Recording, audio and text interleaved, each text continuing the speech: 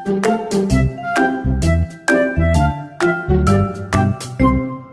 di situ aku berharap banget ada keajaiban buat Mas Tukul sih.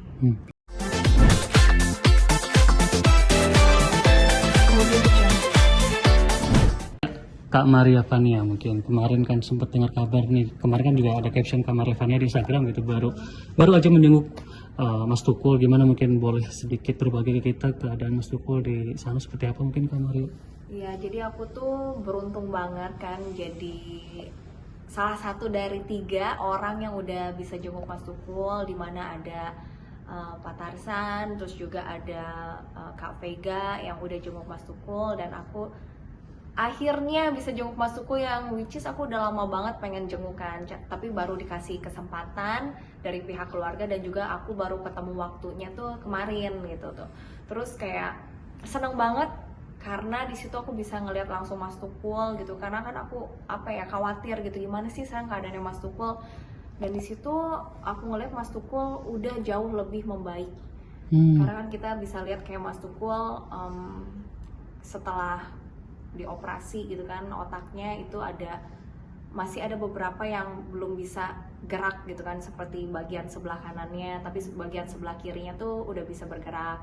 Terus juga makannya juga kan masih harus kayak yang lembek-lembek tuh harus di blender, dimanapun harus ada diet juga dari dokter, kayak harus makan buah, nggak boleh tuh makan yang kayak keras-keras, apalagi kayak kambing lah atau seafood, karena kan alasan utama kenapa Mas Tukul bisa terkena hipertensi itu dari makanan sebenarnya. Kalau menurut perawatnya aku tanya, dari makanan kan Mas Tukul nggak pernah jaga tuh, terus kayak nggak pernah cek darah sama sekali. Nah di situ aku ngelihat Mas Tukul, Mas Tukul tuh mungkin terenyuh kali ya, sempet kayak nangis terharu pas ngelihat aku datang ke sana, dan aku bersyukur Mas Tukul masih ngenalin aku gitu loh. Karena kan aku tanya di situ karena masih agak loading kan. Jadi emang kita harus ngebalikin memorinya dari Mas Tukul. Ya aku seneng banget Mas Tukul berarti masih ingat aku gitu kan. Terus kayak tapi di situ Mas Tukul kadang nangis, terus kadang juga bisa ketawa, karena kan kita pengen juga kan Mas Tukul happy juga. Mas Tukul, aduh makin ganteng ya sekarang, turun berat badannya, jadi makin ganteng loh, dia bisa gitu ketawa. Di situ aku kayak wah seneng nih, berarti Mas Tukul masih paham gitu loh apa yang aku omongin juga. Terus aku kasih lihat kayak foto kita berdua gitu kan, pas aku lagi di one man show sama beliau. Di situ nangis lagi tuh Mas Tukul. Jadi emang moodnya lagi up and down, dan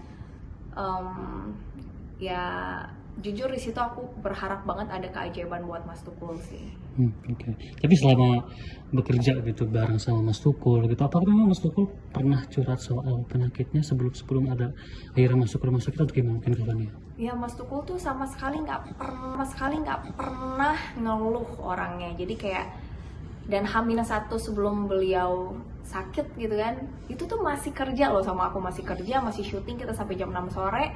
Terus pas aku dengar dia sakit tuh kaget, karena dia nggak pernah ngeluh apapun. Misalkan nih dia tiba-tiba tidur selang satu episode ke episode lainnya, dia cuma tidur.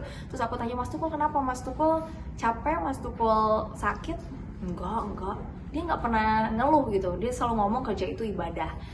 Paling 2 kali aku ingat itu dimana Mas Tukul kayak aduh minta obat sakit kepala dong Mon, minta kayak gitu ke manajernya. Aku pikir mungkin cuma sakit kepala biasa, tapi di situ aku mikir apakah itu udah gejala-gejala gitu, apakah udah gejala emang sakit kepala. Cuman kan karena Mas Tukul tuh nggak pernah mau kan, dia nggak pernah mau cek darah, mungkin takut atau gimana, aku nggak paham lah.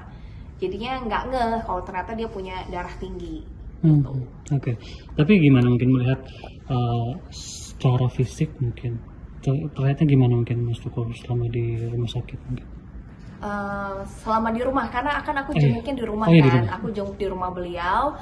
Aku ngeliat secara fisik sebenarnya Mas Tukul udah sangat amat segar ya, kalau aku lihat udah sangat amat segar. Cuman beliau emang karena bagian kanannya tuh masih butuh waktu untuk pemulihan, untuk bergerak, jadinya kayak beliau udah bisa tuh kayak pijit-pijitin tangan kanannya, terus udah bisa, misalkan aku ajak foto dia udah mulai ketawa gitu bagian, cuman emang bagian kirinya aja, bagian kanannya masih butuh waktu.